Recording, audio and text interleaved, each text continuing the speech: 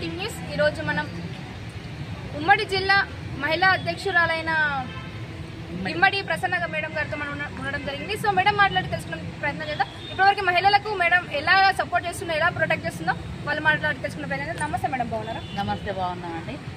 నేను హన్మకొండ ఉమ్మడి జిల్లా మహిళా అధ్యక్షురాలని ఇమ్మడి ప్రసన్న. నేను హన్మకొండ మాది. మహిళలకు అత్యాచారాలు ఎక్కడ జరిగినా కూడా మేము ముందుండి వాళ్ళకు ఆర్థికంగా కానీ వాళ్ళకి ఏ సమస్యలను కూడా ముందుండి నడిపించడానికి మేము సిద్ధంగా ఉన్నాము. అత్యాచారాలు కానీ వాళ్ళ ఇంటి కుటుంబంలో ఎలాంటి సమస్యలు వచ్చినా కూడా ప్రతి మహిళకు ఇంటింటికి వెళ్ళి కూడా వాళ్ళ ప్రాబ్లమ్స్ తెలుసుకొని వాళ్ళకి ఏ సమస్యలు ఉన్నా తెలియడానికి కోసం మేము ముందుకు నడుస్తున్నాము. హన్మకొండలు కానీ వరంగల్ ఎక్కడ ఏ జిల్లాలు ఉన్నా కూడా అక్కడికి పోవడానికి సిద్ధంగా ఉన్నాం. ప్రతి మహిళ ఇంటికి వెళ్తాం, ప్రతి మహిళను ముందుకు నడిపించి వాళ్ళకి ఏ ప్రాబ్లం ఉన్నా ఏది ఉన్నా కూడా మాట్లాడడానికి సిద్ధంగా ఉండడానికి మేము ముందుకు వస్తున్నాం.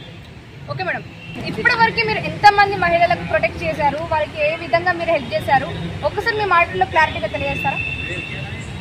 ఇప్పటి వరకు అంటే మహిళలు మ్యారేజ్ చేసుకున్న వాళ్ళు కూడా చాలా వరకు కుటుంబంలల్లో భర్తలు బాగా చూసుకోలేక వాళ్ళు ఆర్థికంగా బయట పనులు చేసుకొని ఇంట్లో వెళ్ళక అలాంటి సమస్యలతో బాధపడే వాళ్ళకు మేము ముందుండి ఇలా కాదు అలా చేసుకోండి, మీరు కూడా ముందుకు రండి, మేము మహిళలు ఉన్నాం, ప్రతి వాళ్ళకు మేము ముందుండి అన్ని విధాలుగా ఏ సమస్యలు ఎక్కడి నుండి వచ్చినా కూడా వాటిని మేము సహకరిస్తామని మేము వాళ్ళతో మాట్లాడడం జరుగుతుంది.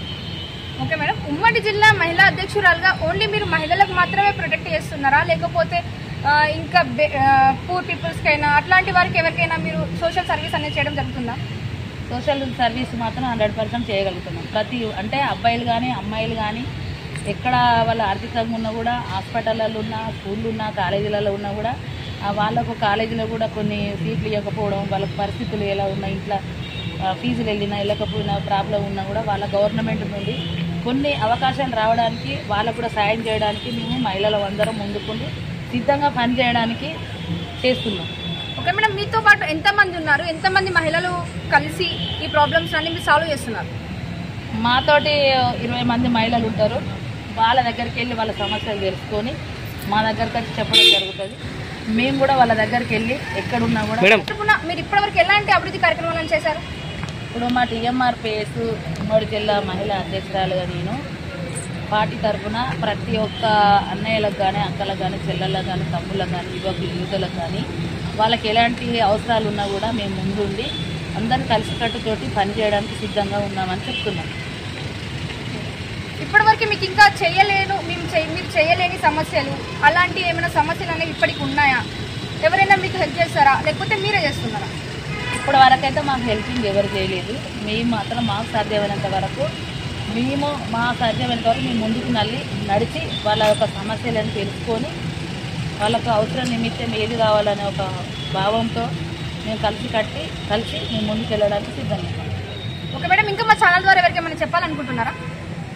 గవర్నమెంట్ వాళ్ళు అయితే కంపల్సరిగా కొంతమంది ఇల్లు లేని వాళ్ళు ఉన్నారు, రోడ్డు మీద పడి బయట అన్నం లేక, బట్టలు లేక, ఆర్థికంగా చాలా నష్టపోయిన వాళ్ళు ఉన్నారు. కొంతమంది పిల్లల రోడ్డు మీద పడేసి పోయే వాళ్ళు కూడా ఉన్నారు. అట్లాంటి వాళ్ళకు కూడా గవర్నమెంట్ తరఫున ఏం కోరుకుంటున్నామంటే ఆ పిల్లలకు కూడా సహాయం చేసి వాళ్ళను కూడా ఒక హాస్టల్లో ఒక ఉపాధి ఇచ్చి వాళ్ళ చదువు కానీ, బట్టలు కానీ, తిండి కానీ ప్రతిదీ ఆర్థికంగా ఏది ఉన్నా కూడా సహకరించాలని గవర్నమెంట్ని కోరుకుంటారు.